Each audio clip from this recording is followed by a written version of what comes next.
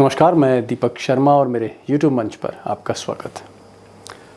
दोस्तों, कभी कभी ऐसा लगता है जैसे इस देश में विपक्ष का एक भी ऐसा नेता नहीं होगा जिसके घर पर ईडी ना पहुंची हो, सीबीआई ना पहुंची हो, इनकम टैक्स ना पहुंची हो। अब जैसे कल ही की बात है, कल उद्धव ठाकरे के परिवार को, उनके बेटे को, उनके सहयोगी संजय राउत को घेरने की ज़बरदस्त कोशिश ईडी ने करी, छापेमारी करी मुंबई में। और आज ईडी की टीम पटना पहुंच गई। और पटना इसलिए पहुंच गई क्योंकि 23 जून को नीतीश कुमार सबसे बड़ी विपक्ष की बैठक करने जा रहे हैं। तो आज निशाने पर वो नीतीश कुमार थे जिनके दामन पर भ्रष्टाचार का आज तक एक भी दाग नहीं लगा। लेकिन आज ईडी ने नीतीश को भी डराने की कोशिश की। उनके कुछ करीबी लोगों को, उनके कुछ सरकार में मंत्रियों को, उनके रिश्तेदारों को घेरने की कोशिश हुई। अब इसे आप साजिश कहें या फिर संयोग कहें, ईडी की टीम तड़के ही पटना पहुंच गई और उसके निशाने पर अजय सिंह थे। अब अजय सिंह साहब एक बिजनेसमैन हैं, नीतीश कुमार की पार्टी जेडीयू के एक समर्थक कह लीजिए। इनके रिश्तेदार जो हैं वो विजय चौधरी फाइनेंस मिनिस्टर हैं नीतीश कुमार की सरकार में। और नीतीश कुमार के जो सबसे खास हैं लल्लन सिंह, जेडीयू के नेशनल प्रेसिडेंट अजय सिंह, उनके भी दोस्त हैं। तो कहीं ना कहीं मोदी और शाह ने नीतीश को भी एक मैसेज देने की कोशिश की। और इससे पहले ईडी और सीबीआई के रडार पर मैंने पहले भी आपको बताया कि ममता बनर्जी के भतीजे अभिषेक बनर्जी हैं, तेजस्वी यादव डिप्टी सीएम बिहार हैं, अरविंद केजरीवाल हैं, और तमिलनाडु के जो मुख्यमंत्री हैं स्टालिन, जो आजकल मोदी के खिलाफ जोर शोर से बोल रहे हैं, निशाने पर स्टालिन भी हैं। अब दोस्तों, पिछले 2 दिन से ये जो कार्रवाई चल रही है, ईडी की, इनकम टैक्स की, सीबीआई की, छापे मारना, विपक्ष के नेताओं के जो करीब लोग हैं उनको पकड़ना, उनको घेरना, इसका क्या मतलब निकालें कि क्या नरेंद्र मोदी और अमित शाह अपोजिशन यूनिटी को, हिंदुस्तान की जो अपोजिशन यूनिटी है, इसको हर कीमत पर तोड़ना चाहते हैं? और क्या मोदी जी बार बार ईडी की मदद से, सीबीआई की मदद से विपक्ष को डरा रहे हैं कि एक मत हो? अब अगर आप सतपाल मलिक, पूर्व राज्यपाल, अगर आप इनकी बात माने तो मोदी जी डरा नहीं रहे, मोदी जी खुद डर गए हैं। मेरा आपसे सवाल यह है कि मोदी जी डराना क्यों चाहते हैं विपक्ष को? सही बात यह है कि मोदी जी खुद बहुत डरे हुए हैं। मोदी जी एक बहुत ही आप समझिए बहुत ही कायर आदमी है। देखा होगा आपने, पंजाब में एक दिन उनका रास्ता रोक लिया था किसानों ने। उनका नहीं रोका था, किसान और किसी संदर्भ में सड़क रोके हुए थे। उन्होंने ऐसा शोर मचाया कि आज तो मैं बच गया, हमें मार दिया होता। तो उनमें साहस नहीं है, उनमें हिम्मत नहीं है। और अब जो राजनीतिक वातावरण देश में बन रहा है, उनको फीडबैक तो जाता ही होगा। अब उनको लग रहा है कि सत्ता जा रही है, तो बहुत डरे हुए हैं। अब सतपाल मलिक जो आजकल सुर्खियों में हैं, कई राज्यों के वो गवर्नर रहे, बिहार के गवर्नर रहे, वो गोवा के गवर्नर रहे, नॉर्थ ईस्ट में गवर्नर रहे, वो जम्मू कश्मीर के भी राज्यपाल थे जब धारा 370 हटाई जा रही थी। एक इम्पॉर्टेंट पॉलिटिकल प्लेयर कह लीजिए सतपाल मलिक को, जो खुलकर बोलते हैं। और आजकल सतपाल मलिक हरियाणा का दौरा कर रहे हैं, राजस्थान का दौरा कर रहे हैं, पश्चिमी उत्तर प्रदेश का दौरा कर रहे हैं। आप यूं कह सकते हैं कि दिल्ली के चारों तरफ जो जाट बेल्ट है, गुजर बेल्ट है, 50-60 लोकसभा की सीटें प्रभावित करती हैं। आजकल या यूं कहें पिछले 3-4 महीनों से सतपाल मलिक दौरा कर रहे हैं, सभाएं कर रहे हैं, मीटिंग कर रहे हैं। और उनका ये कहना है कि हरियाणा में मोदी की स्थिति ये है कि 10 की 10 सीटें हारेंगे। और राजस्थान में विधानसभा चुनाव भले ही बीजेपी कहे कि वो जीत रही है, सतपाल मलिक का कहना है कि राजस्थान भी बीजेपी हार रही है। और सतपाल मलिक ने तो आगे बढ़कर ये भी कह दिया कि 2024 में मोदी हार रहे हैं, और इसकी गारंटी सतपाल मलिक दे रहे हैं। और मैं सब नेताओं से कहूंगा कि कोई डरने की जरूरत नहीं है, बहादुरी के साथ फेस करिए। और 6 महीने बाद इन्हीं की जांच कराइए। किनकी जांच कराएंगे? मोदी जी और उनके सहयोगियों की। चूंकि ये तो बड़ी बात जी, 24 के चुनाव के बाद हटना इनकी गारंटी है, इनका हटना। उसके बाद इन्हीं की जांच हो जाएगी। और आप बिल्कुल मत डरिए, एक दो बार आपके यहाँ आएंगे, उसके बाद तो अफसरों को भी ये लग जाएगा चला चली हो गई, अब मत झगड़े में पड़ो। अब दोस्तों एक बात तो बिल्कुल तय है कि मोदी और अमित शाह ने ये डिसाइड कर लिया है, मन बना लिया है कि एक एक करके जितने भी बड़े नेता हैं इनको जेल भेजना है। और शायद ये जो स्ट्रैटेजी है, इस स्ट्रैटेजी के पीछे सोच ये है कि विपक्ष को तोड़ने के लिए जो एकमात्र विकल्प है वो ईडी, सीबीआई, जेल और मुकदमे ही हैं, और उसी को आजमाना चाह रहे हैं मोदी और शाह। लेकिन सवाल ये है कि क्या अगर सारा विपक्ष या विपक्ष के कई बड़े नेता जेल गए तो क्या अपोजिशन यूनिटी टूट जाएगी, उसमें क्रैक पड़ जाएगा? सतपाल मलिक का ऐसा मानना नहीं है। उनका यह कहना है कि जो भी जेल गया वो फिर जीत के ही लौटेगा। और उनका यह भी कहना है कि चाहे जो कोशिश इस वक्त अमित शाह कर लें, मोदी कर लें, चाहे जितना दुरुपयोग कर लें एजेंसियों का, 2024 मोदी के हाथ से निकल रहा है। तो क्या होने जा रहा है मोदी वर्सेस अपोजिशन के इस बिग बैटल में? मुझे लगता है कि सतपाल मलिक जो पिछले कई दशकों से हिंदुस्तान की राजनीति को देख रहे हैं, समझ रहे हैं, उस राजनीति का हिस्सा रहे हैं और मोदी को भीतर तक जानते हैं। कई बड़े फैसले, चाहे वो कश्मीर में हो, बिहार में हो, मोदी और सतपाल मलिक ने एक साथ लिए थे। इसलिए सतपाल मलिक आज की तारीख में वो शख्स हैं, वो नेता हैं जो ना सिर्फ खुलकर बोल रहे हैं, जो बोल रहे हैं उसके पीछे सच्चाई भी है, हकीकत भी है। इसलिए मैं ज़्यादा समय नहीं लूँगा, क्योंकि कई बड़ी बातें, कई बड़े खुलासे एक बार फिर मलिक साहब करने जा रहे हैं। मलिक साहब, मेरा जो पहला सवाल है वो ये है कि 23 जून को एक बहुत ही अहम बैठक हो रही है विपक्ष की, जिसमें सारे विपक्ष के नेता, चाहे वो राहुल गांधी हो, खड़गे हो, नीतीश कुमार हो, ममता बनर्जी हो, केजरीवाल हो, सीताराम येचुरी हो, स्टालिन हो, अखिलेश यादव हो, सारे नेता जो विपक्ष के जितने भी प्रोमिनेंट हैं सब इस बैठक में होंगे। लेकिन इस बैठक से पहले हम देख रहे हैं कि मोदी सरकार की एजेंसियों को जो भी नेता मिल रहा है, चाहे उद्धव ठाकरे के बेटे आदित्य ठाकरे के पीए हो या शिवसेना से जुड़े हुए, उद्धव ठाकरे से जुड़े हुए कुछ आईएएस अधिकारी हो, उनकी घेराबंदी है। कल हमने वहां छापे देखे, आज हमने पटना में छापे देखे, जनता दल से जुड़े कुछ लोगों से, जेडीयू से जुड़े कुछ लोगों से। तो ये जो छापेमारी हो रही है, और उससे पहले हमने देखा कि अभिषेक बनर्जी जो भतीजे हैं ममता बनर्जी के, उनको घेरने की कोशिश हुई। उससे पहले केजरीवाल की घेराबंदी हो रही है। राहुल गांधी को ऑलरेडी ईडी बुला चुकी है, उनसे इंट्रोगेट कर चुकी है। ये जो घेराबंदी होती, ऐसा लगता है कि मोदी जी इन सबको डराना चाहते हैं। मेरा आपसे सवाल यह है कि मोदी जी डराना क्यों चाहते हैं विपक्ष को? सही बात यह है कि मोदी जी खुद बहुत डरे हुए हैं। मोदी जी एक बहुत ही आप समझिए बहुत ही कायर आदमी है। देखा होगा आपने, पंजाब में एक दिन उनका रास्ता रोक लिया था किसानों ने। उनका नहीं रोका था, किसान और किसी संदर्भ में सड़क रोके हुए थे। उन्होंने ऐसा शोर मचाया कि आज तो मैं बच गया, हमें मार दिया होता। तो उनमें साहस नहीं है, उनमें हिम्मत नहीं है। और अब जो राजनीतिक वातावरण देश में बन रहा है, उनको फीडबैक तो जाता ही होगा। अब उनको लग रहा है कि सत्ता जा रही है, तो बहुत डरे हुए हैं और उसमें वो इधर उधर हाथ पैर फेंक रहे हैं, जिसका उल्टा नतीजा होगा, अच्छा नतीजा नहीं होगा।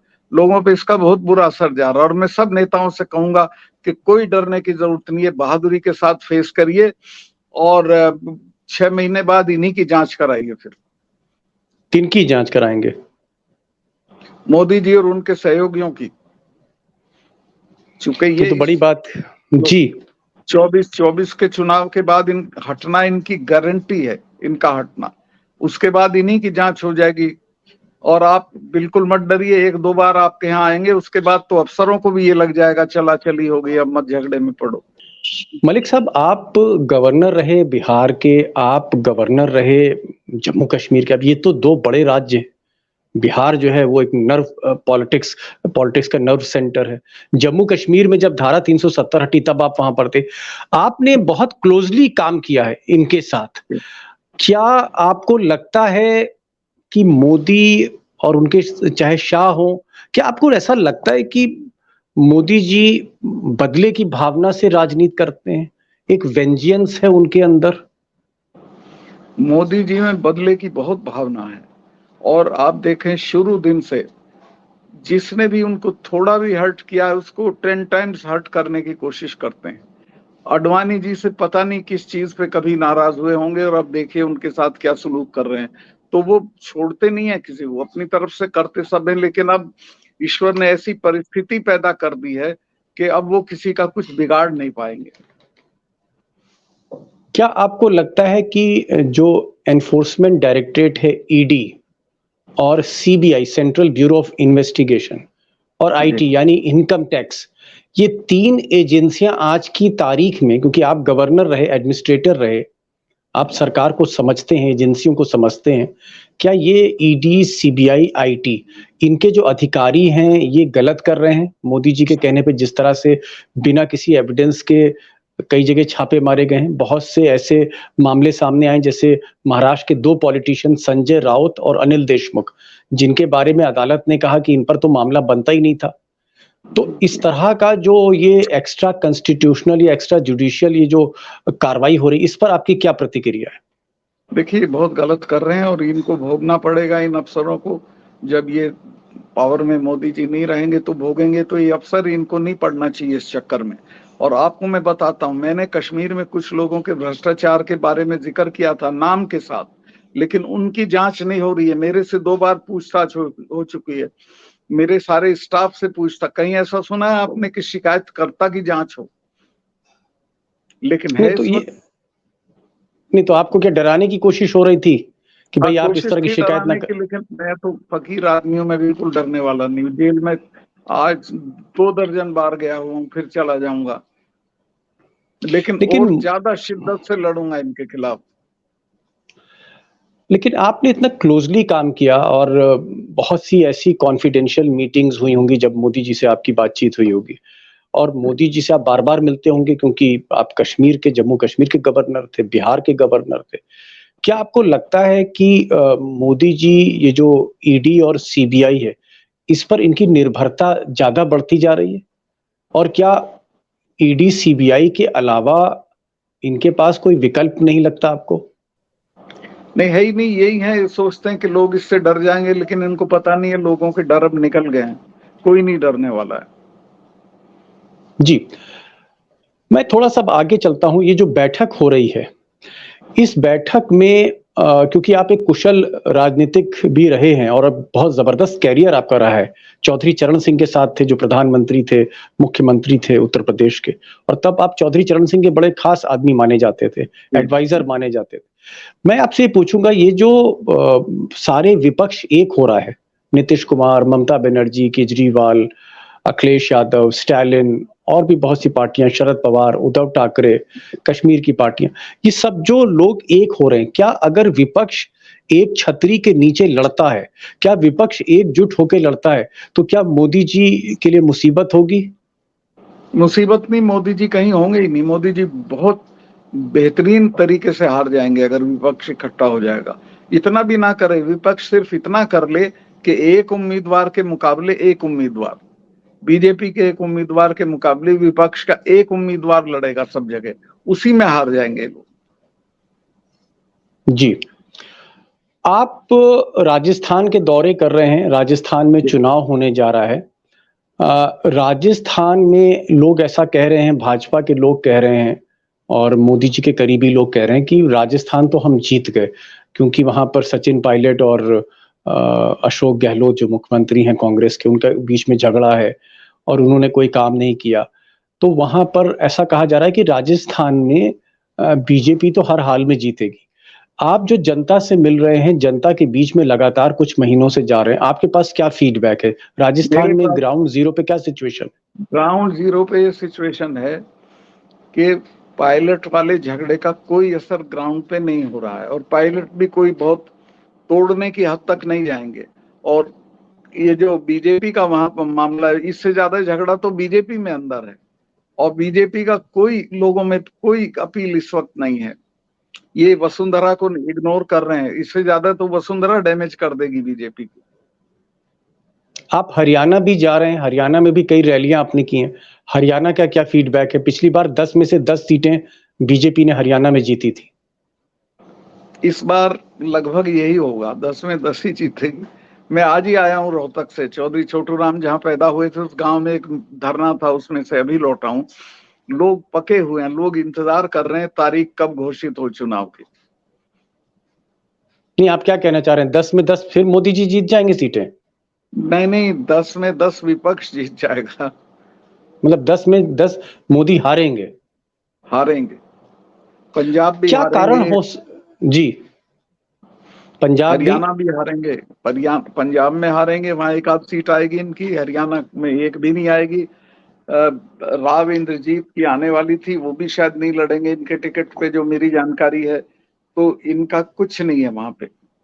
जी, एक और सवाल, क्योंकि आपने भ्रष्टाचार की हमेशा लड़ाई लड़ी है, आप बहुत सादगी से जीते हैं, 2 कमरे के फ्लैट में आप रहते हैं, जबकि आपके ज़माने के जो छोटे-छोटे आपके जो चेले हुआ करते थे, वो आज की तारीख में मर्सिडीज़ और बीएमडब्ल्यू से चल रहे हैं।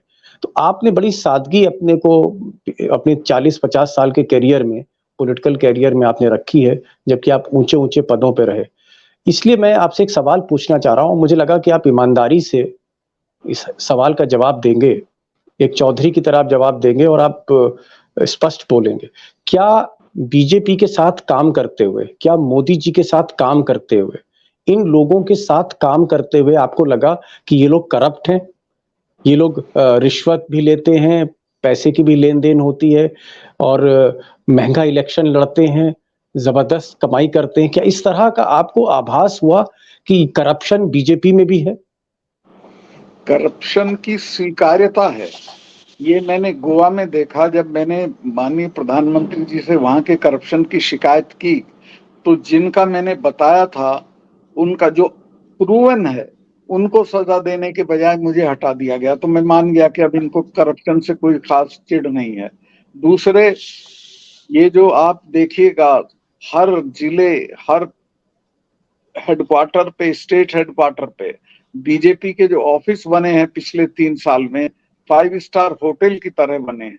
उनके लिए कोई रसीद बही लेके चंदा मांगते बीजेपी के लोग नहीं देखे गए हैं। वो बड़ा रुपया था, कहां से आया, कैसे आया, ये इनको एक्सप्लेन करना चाहिए। और नहीं, जिस तरह के खर्चे इनकी रैलीज में मेरा होते हैं, अकेले कर्नाटक में प्रधानमंत्री जी के लिए यहाँ से 3.5 ट्रक फूलों के गए हैं दिल्ली से, बरसाए जाने के लिए। ये जो बीजेपी की मलिक साहब, जो सरकारें जहां पर हैं, राज्य सरकारें हैं, और आपने उनको क्लोजली वॉच किया, आप गवर्नर थे, आपको क्या लगता है कि ट्रांसफर पोस्टिंग को लेके, ठेकों को लेके, ठेकेदारों को लेके, उद्योगपतियों को लेके, क्या पैसे के मामले में जितना बीजेपी अपने को ईमानदार मोदी जी बताते कि ना खाऊंगा ना खाने दूंगा, आपको लगता है कि भाजपा की सरकार का जो प्रोजेक्शन है ईमानदार वाला, ऐसा नहीं है और वो सारे खेल होते हैं जिसके लिए हिंदुस्तान की राजनीति सियासत बदनाम है? कतई नहीं है, हरियाणा में तो सारी चीजें होती हैं। हाँ, यूपी में योगी जी को मैं क्लीन चिट दूंगा, उनके बारे में मुझे कोई शिकायत नहीं मिली है। लेकिन हरियाणा की सरकार में छोटे से छोटी रिश्वत भी चलती है। करप्शन है, कर्नाटक में भी था। करप्शन खूब है, टॉलरेंस है करप्शन के लिए। ये जो इन्होंने आज एकनाथ तक अपना, शिंदे और फडणवीस की सरकार है महाराष्ट्र में, उसमें भी करप्शन है, उसमें किसको सजा दे रहे हैं? वो तो पैदा ही करप्शन से हुई है, जिसमें रुपया दे के लोग तोड़े जाते हो। एक एक एमएलए को 40-40, 50-50 करोड़ रुपया दे के तोड़े गए थे, जो गोवा में बताया भी जाता भाजपा की सरकार है, आप गोवा के गवर्नर थे। है। जी, गोवा में तो मैंने देखा है सब कुछ होते हुए, आज भी हो रहा है क्या हो रहा है? करप्शन, बड़े पैमाने पे। किस तरह का करप्शन? कुछ आप इलैबोरेट करेंगे, किस तरह का करप्शन होता है? वहां हर चीज में करप्शन है। एक मेरे पास एक नर्स रोती हुई आई जब मैं वहां गवर्नर था। उसने कहा, साहब मैं अपनी मेरिट पे सेलेक्ट हुई हूँ, लेकिन मेरे से फला, जो मैं नाम नहीं लूंगा, जो हाईएस्ट पद पे हैं, वो लोग अब 3 लाख रुपए मांग रहे हैं। ये यानी तो जो नौकरियों मेरे की से बोली लगती? नौकरियों की बोली लगती, हर चीज में पैसा लिया जाता है। जी। अगर एक सिचुएशन आती जिस तरह से ईडी और सीबीआई छापेमारी कर रही है, अगर एक सिचुएशन ये आती आने वाले 1-2 महीने में कि केजरीवाल को जेल भेज दिया जाता है, तेजस्वी को जेल भेज देते हैं, उद्धव ठाकरे के परिवार से किसी को जेल भेज देते हैं।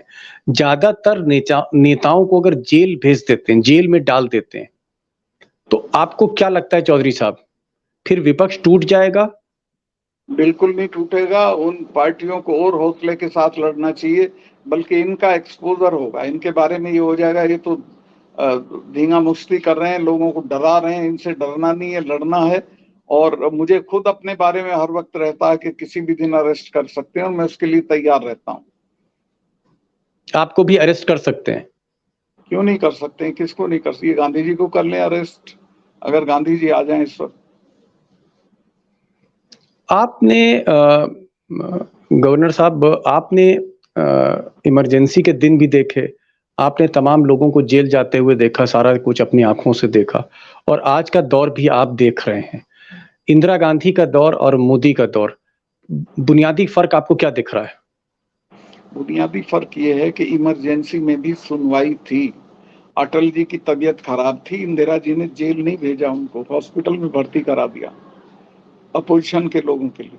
इसी तरह अडवाणी जी रोहतक जेल में थे, उनके घर की मियाद खत्म हो गई थी। ओम मेहता ने खुद जाके मिसेज अडवाणी को उनके घर के का एक्सटेंशन का लेटर दिया था। इतना लिहाज शर्म थी उस जमाने में, वो आज नहीं। आज फिर क्या हो रहा है? आज तो बस चले तो फांसी दे दें। अब मेरी आप अंदाजा लगाइए, मुझे कश्मीर में मैंने 370 हटाने में इंस्ट्रूमेंटल था, असेंबली डिसॉल्व की थी। सारा पाकिस्तान का मुझे जनरल्स बताते आके कि पाकिस्तान के शूटर्स आपके लिए आए हुए हैं, आईडी एक्सपर्ट्स आपको मारने के लिए आए हुए हैं, और ये सब इनको पता है होम मिनिस्ट्री को। और मेरी पूरी सिक्योरिटी विड्रॉ कर ली। अब एक सिपाही है मेरे पास। बृजभूषण के पास तो बहुत सिक्योरिटी आज भी, कई वो क्यों सिपाही नहीं और हो? गनर चल। वो तो ब्लू आइड बॉय है इनका। अ, अंतिम सवाल मैं पूछूंगा कि ये जो पहलवानों का जो मसला हुआ, और जो आप धरने पे भी बैठे थे, आपने आवाज भी उठाई थी, बृजभूषण जिनकी क्रिमिनल हिस्ट्री शीट है, जिनके ऊपर हर तरह के जघन्य अपराध हैं, जिनकी छवि एक बाहुबली माफिया सरगना डॉन जैसी है, जो खुद कैमरे पर बोलते हैं कि मैंने कत्ल किया है, इस तरह के आदमी पर जब ये बेटियों ने आरोप लगाए, तो मोदी जी ने इनको क्यों बचाया? आज आप जब ठंडे दिमाग से सोचते हैं, कूल माइंड से सोचते हैं, तो आपको क्या लगता है कि क्या बृजभूषण को बचाने की सारी कोशिश की गई, और अगर कोशिश हुई तो क्यों हुई? वे दिखाना चाहते हैं कि हम कोई परवाह नहीं करते किसी की। इसमें बृजभूषण का कोई दोष नहीं, इन्हीं का दोष है। ये दे वांट टू शो कि we don't bother for anything. They don't bother for anything. Anything. इनका जो एरोगेंस लेवल है शर्मा जी, उसका आप अंदाजा ही नहीं कर सकते हैं। किनका एरोगेंस लेवल की आप बात कर रहे हैं? अमित शाह के? माननीय प्रधानमंत्री जी के। अमित शाह उस तरह के नहीं है। Amit Shah is a different person. Modi ज्यादा एरोगेंट है? जी 100%। एक सवाल मैं चलिए आपसे और पूछ लेता वो हूं हर चलते वक्त चलते। गुस्से, कभी आपने उनको मुस्कुराते देखा? हर वक्त गुस्से में रहते हैं, हर वक्त किसी ना किसी को नष्ट करने का सोचते रहते हैं। आपकी जो बातचीत मोदी जी से होती थी, उसमें आपको क्या लगता था कि मोदी जी ऐसे व्यक्ति हैं जो दूसरों की जासूसी कराते हैं, जो लोगों के आगे बैरियर्स खड़ा करते हैं? मतलब उनकी जो राजनीति थी उसमें आपको तिगड़मबाजी दिखती है, उनकी राजनीति में आपको स्टेट्समैनशिप दिखी, उनकी राजनीति में आपको पीआर दिखा, उनकी राजनीति को आप किस तरह डिफाइन करेंगे? अगर मैं आपसे कहूं कि थोड़ा-सा आप इलैबोरेट करें कि देखिए आपने मोदी जी को क्या समझा? उनकी राजनीति में नंबर 1 एरोगेंस कि मैं ही सही हूँ। दूसरे, वो फोटो फ्रेम में भी किसी दूसरे आदमी को बर्दाश्त नहीं करते हैं। बहुत सारी तस्वीरें आप देखेंगे कि राजनाथ जी को अपने हाथ से धक्का दे दिया, अलग हो जाओ। तीसरे, वो उनका जो सबसे बड़ा दिक्कत उनके साथ ये है कि वो अपनी सुनाते हैं, आपकी नहीं सुनते हैं। आप कोई बात कहेंगे और अगर आपने जरा भी उनकी लाइन से हट के बात कह दी तो वो आप में दिलचस्पी खत्म कर देंगे और खड़े हो जाएंगे। सेल्फ सेंटर्ड है। सेल्फ सेंटर्ड हैं और कंसीटेड हैं, अपने बारे में उनको बहुत खुद में मोहब्बत है कि मैं अल्टीमेट हूँ। मतलब जो लोग कहते हैं कि वो आत्ममुग्ध हैं, आपको लगा कि वो आत्ममुग्ध हैं एग्जैक्टली, उनसे? आत्ममुग्ध हैं। तो इससे भी बढ़ के कोई सेंटेंस हो तो वो है अपने बारे में। जी। ये जो 23 जून की बैठक है, अगर इसमें आपको लगता है कि राहुल गांधी और ममता बनर्जी, केजरीवाल, उद्धव ठाकरे, शरद पवार, अखिलेश यादव, ये सब अपने गिले-शिकवे खत्म करके, भूलकर इस क्राइसिस की सिचुएशन में सब लोग एक हो गए, तो आपको लगता है कि इनके एक होने से मोदी जी के लिए बहुत मुश्किलें हो जाएँगी और 2024 में कांटे की टक्कर का मुकाबला देश को देखने को मिलेगा? इनके एक होने से ये भी हो सकता है कि बीजेपी में ही मोदी जी के लिए कठिनाइयां पैदा हो जाएं, क्योंकि तब लगने लगेगा मोदी जी जा रहे हैं, फिर बीजेपी दूसरी दृष्टि से सोचेगी, संघ भी दूसरी निगाह से सोचेगा, और फिर सेल्फ वो सर्चिंग हो जाएगी, अब दूसरा कौन हो। ये तो इनके रहते तो नहीं जीतेंगे। ये तो आपने बड़ी बात कह दी। आपका इशारा क्या नितिन गडकरी और राजनाथ सिंह है? क्या राजनाथ और नितिन गडकरी जैसे लोग विकल्प बन के सामने आ सकते हैं, अगर बीजेपी की नाव डगमगाने लगी 24 से पहले या 24 के देखिए, बाद? राजनाथ जी का तो मैं नहीं कह सकता, वो तो इस वक्त बहुत प्रो मोदी हुए हैं, पर गडकरी जी जरूर हैं। उनको आरएसएस या पार्टी के लोग कहेंगे तो गडकरी को सारे पूरे ओपोजिशन की भी सपोर्ट है। जी। मलिक साहब, आप आए और आपने बहुत खुलकर बातें कही, और आपकी ये जो बात है कि अपोजिशन को, चाहे वो अभिषेक बनर्जी हो या केजरीवाल हो या फिर उद्धव ठाकरे का परिवार हो, किसी को दबना नहीं है, डरना नहीं। और जैसे आप कह रहे हैं कि आपने एक जेल की तैयारी कर ली है, आपने मन बना लिया है कि किसी भी वक्त मोदी सरकार आपको जेल भेज सकती। आपका कहना है कि इसी तरह से अगर विपक्ष भी एकजुट हो जाए, मन बना ले, मन पक्का कर ले, तो जेल के बाद एक जीत का रास्ता जो है वो दिख सकता है इस देश को और विपक्ष को। आप आए और आपने समय निकाला।